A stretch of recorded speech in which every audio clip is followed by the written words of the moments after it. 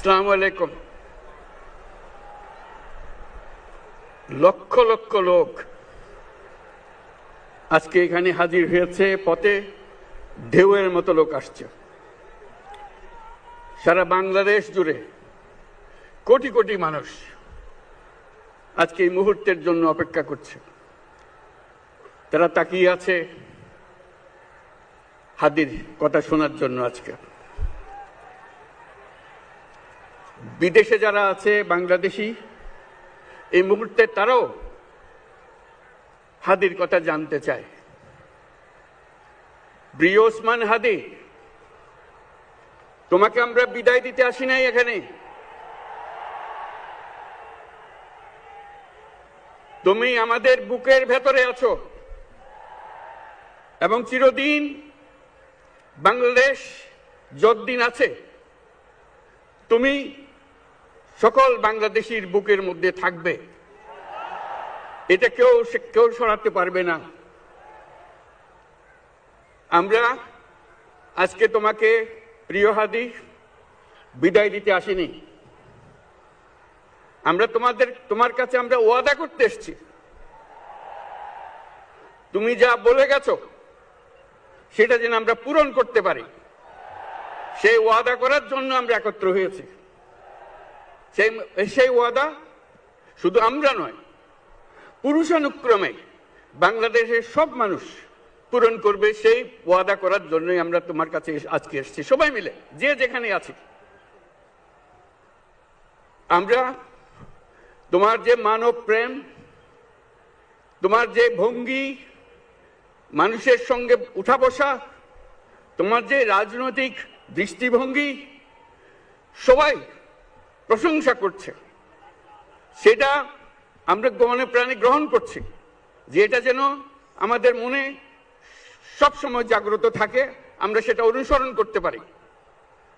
তুমি আমাদেরকে এমন এক মন্ত্র কানে দিয়ে গেছো, সেই মন্ত্র বাংলাদেশের কেউ কোনোদিন ভুলতে পারবে না এবং এই মন্ত্র চিরদিন আমাদের কানে বাঁচতে থাকবে। সেই মন্ত্র বাংলাদেশের বড় মন্ত্র হয়ে আমাদের জাতির সঙ্গে সংযুক্ত থাকবে।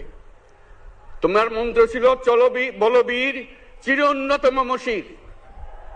এই উন্নত মমশিরের যে মন্ত্র তুমি দিয়ে গেছো, সেটা বাংলাদেশি সন্তানের জন্মলগ্ন থেকে যতদিন সে বেঁচে থাকবে নিজের কাছে বলবে চল বলবীর চির উন্নত মমশির, আমাদের শির কখনো নত হবে না। সেই মন্ত্র তুমি আমাদেরকে দিয়ে গেছো, আমাদের সব কাজে সেটা আমরা প্রমাণ করব। আমরা দুনিয়ার সামনে মাথা উঁচু করে চলবো, কারো কাছে মাথা নত করব না। সেই মন্ত্র তুমি আমাদেরকে দিয়ে গেছো, আমরা সেটা পূরণ করে যাব। প্রিয় হাদি, তুমি নির্বাচনে অংশগ্রহণ করতে চেয়েছিলে এবং সেই নির্বাচনে অংশগ্রহণ করতে গিয়ে নির্বাচন কিভাবে করতে হয় তারও একটা প্রক্রিয়া জানিয়ে গেছে আমাদেরকে।